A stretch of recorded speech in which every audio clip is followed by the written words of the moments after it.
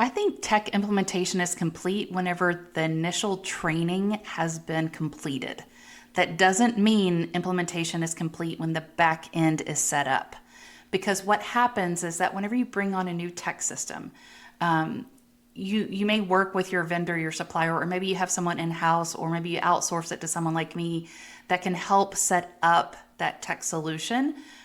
But the back end is just like phase one of implementation. Phase two is getting team members trained on the technology.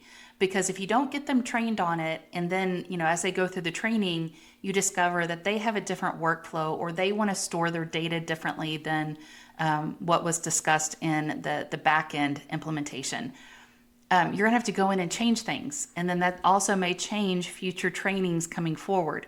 So making sure that your users are well equipped, that they know how to use the platform, but really your implementation is not complete until people are trained in it.